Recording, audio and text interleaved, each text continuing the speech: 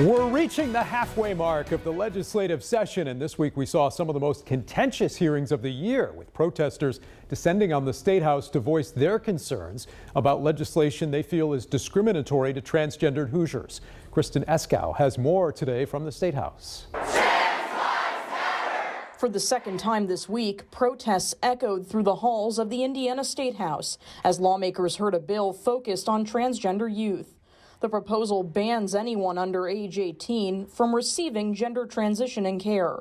Republican State Senator Tyler Johnson, who is also a physician, is the bill's author. Our goal here really is to cause less harm and let these kids wait and get counseling they need. Johnson's bill wouldn't apply to counseling services, but it would ban gender transitioning surgeries, hormone treatments, and puberty blockers for patients under 18.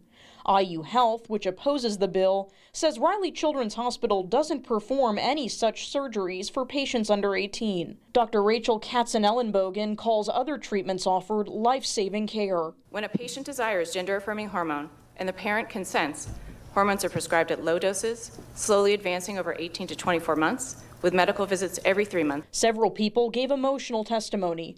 Nathaniel and Beth Clausen, whose 10-year-old daughter is transgender, told lawmakers they would have to leave Indiana if the bill becomes law. My fear is that my daughter will be forced to go through male puberty after she has been living as herself as a girl since she was very small. But others who support the bill argue minors are too young to make decisions about receiving gender transitioning care. Corinna Cohn spoke about having sex reassignment surgery in Wisconsin at age 19. My heart breaks for the young people who are being lied to by well-meaning enablers, as they will need to learn the same painful lesson I learned. As the bill heads to the Senate floor, Democrats plan to propose amendments to scale it back. State Senator Shelley Yoder wants to allow gender transitioning care with a parent's permission. And it reflects what is best practice and what is currently happening in Indiana.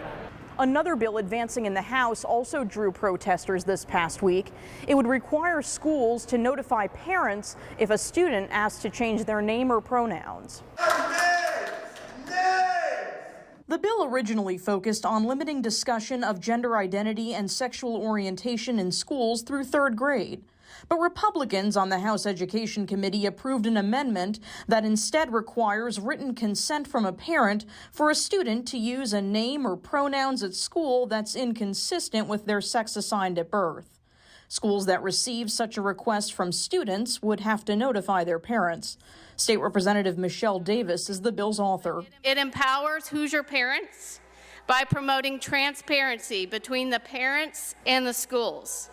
That change didn't win over the dozens of opponents who testified, including parent and 7th grade teacher Carissa Dollar. House Bill 1608 would inhibit my ability to make my students feel safe and welcome at school.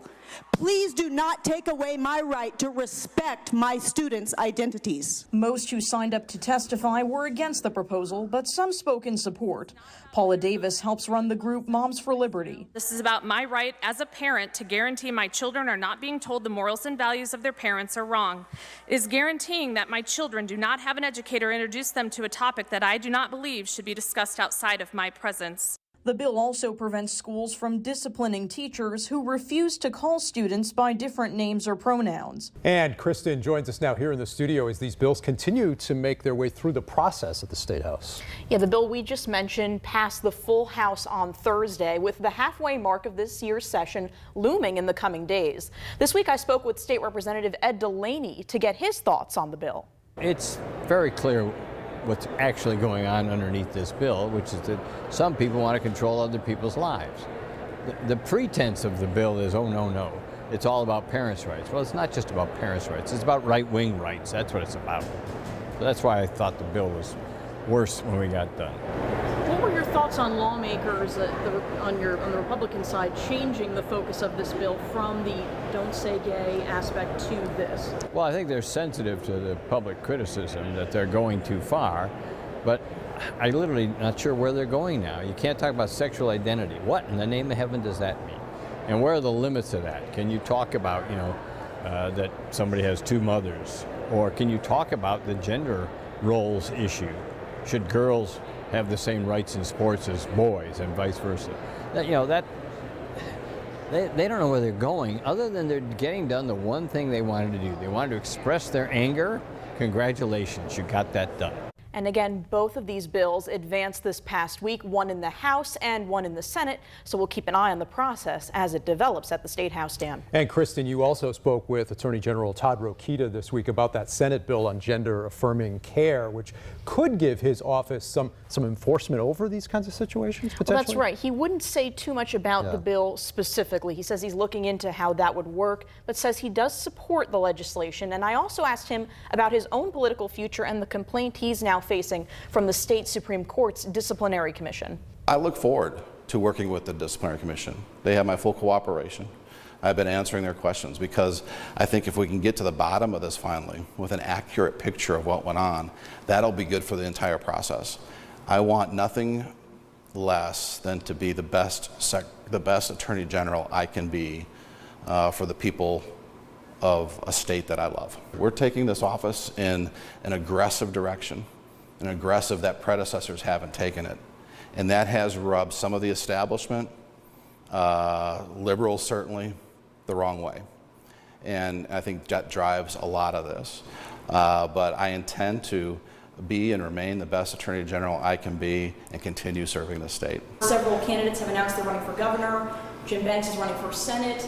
Any idea on your plans for 2024? Well, I love my job. I like the job that Hoosiers have given me.